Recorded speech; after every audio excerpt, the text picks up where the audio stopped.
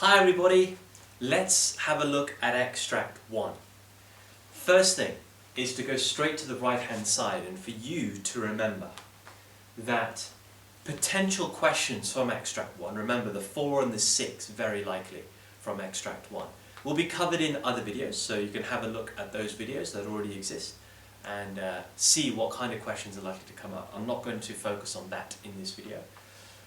All theory in extract 1 is covered in other videos, and the links to those videos are in the description below. Your job when you go through the extract is to get into the head of the examiner.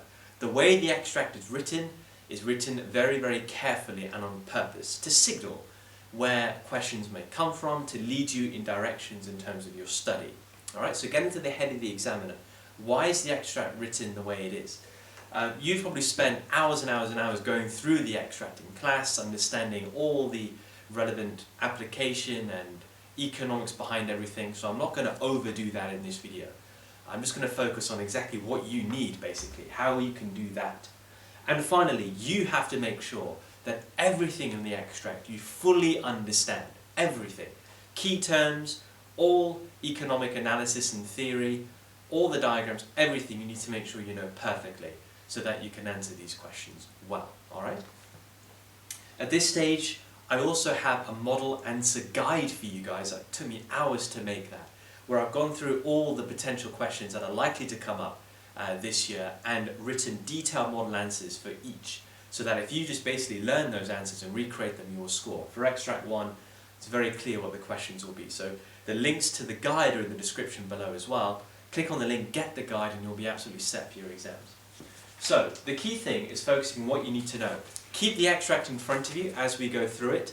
I will tell you kind of what to highlight, what to focus on, so that your revision is very effective.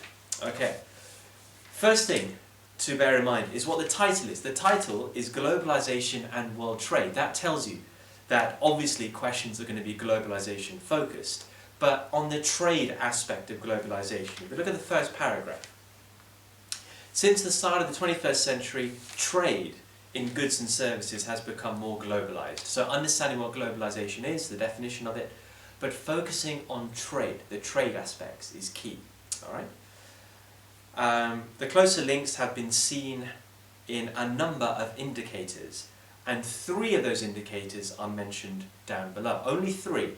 Trade as a percent of world GDP, FDI as a percent of world GDP, and the number of migrant workers. So, great, those are 3 very important indicators of closer integration, closer interdependence of world nations, but they're not all of them. So immediately, what do you need to know just looking at that? Well, you need to know what globalization is, you need to know the drivers of globalization, the indicators, 3 are mentioned, but what if they ask you a question of some others? You need to know of all the different indicators, and you need to know costs and benefits. If we keep going, you'll see why. The next paragraph is a chunky paragraph of the benefits of globalization through trade, as is the paragraph afterwards. Now, get into the head of the examiner. If there are 2 chunky paragraphs about the benefits of trade, is that question likely to come up? Or the benefits of globalization through trade? That question is unlikely to come up, because it's just a comprehension, basically. That's not what this exam is about.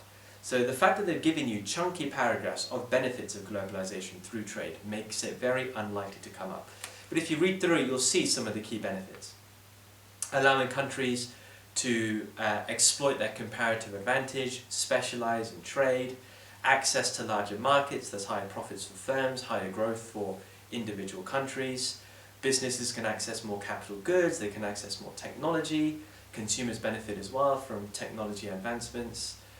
Cheaper imports can be bought in, benefiting businesses, lowering their costs, benefiting consumers, lowering prices, improving living standards.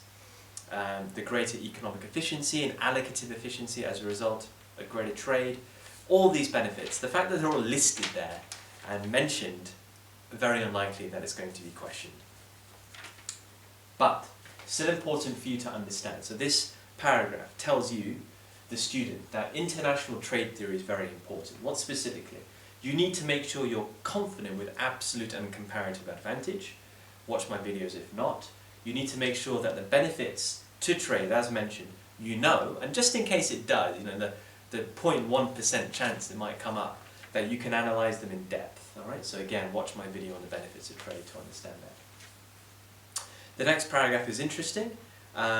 It starts by talking about one of the many factors that have promoted globalization. Now here, I think, is a big clue. One of the many factors is a reduction in trade barriers, including import tariffs. That's led to more globalization and more trade. That signals potentially a question, asking you to analyze how a reduction in trade barriers, like import tariffs, can increase globalization or increase trade.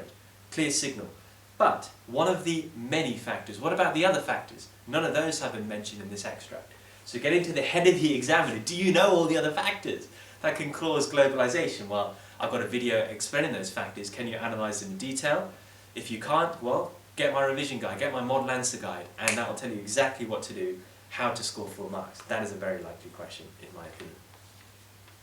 It then goes on to talking about more benefits of trade, but this time more for consumers in terms of purchasing goods and services at lower prices, greater access to goods and services.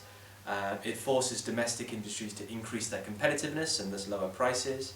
Exports create jobs, employment opportunities, source of economic growth. More and more of these trade benefits, globalization benefits, are mentioned. Fantastic.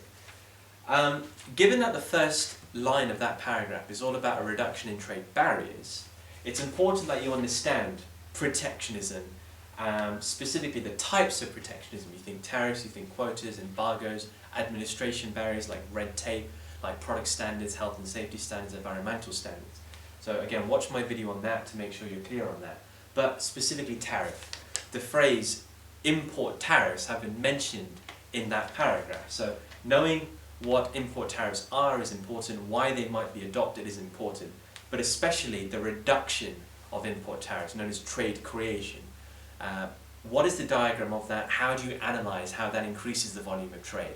Again, watch my video to understand how that works. That's the key thing to take out from that paragraph. The final part of this extract is focusing on a diagram, a little chart, where the the volume of trade as a percent of GDP is focused on. You've got 4 different countries. I wouldn't read too much into the importance of that, to be honest with you. All the chart is saying is that, okay, there was a blip as a result of the economic crisis. As countries went into recession, you expect that demand for exports will be lower. Demand for given countries' exports will be lower. So the amount of exports and imports taking place around the world, i.e. trade, will have taken a hit, and we can see that from 2007 to 2009. A lot of the lines are either flat or actually showing a downward trend. But since then, this chart is making the point that there has been a recovery in global trade, and that a lot of these countries, low income, middle income, higher income, are showing massive improvements, significant improvements in their trade performance, in the volume of trade. That's all this chart is showing. It's making the point that even a huge financial crisis has not significantly impacted the growth, the rise of globalization. Apart from that, there isn't too much to read into this diagram, so I wouldn't worry too much about it. The last paragraph has got some important points to consider though.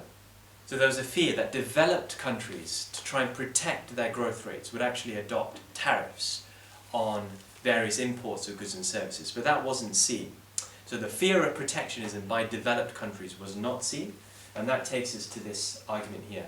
Why you need to understand the arguments for protectionism, because it's been explicitly mentioned in that final paragraph, okay? So alongside that, learn the different types of protectionism and the reasons why these types of protectionism may be adopted in developed countries.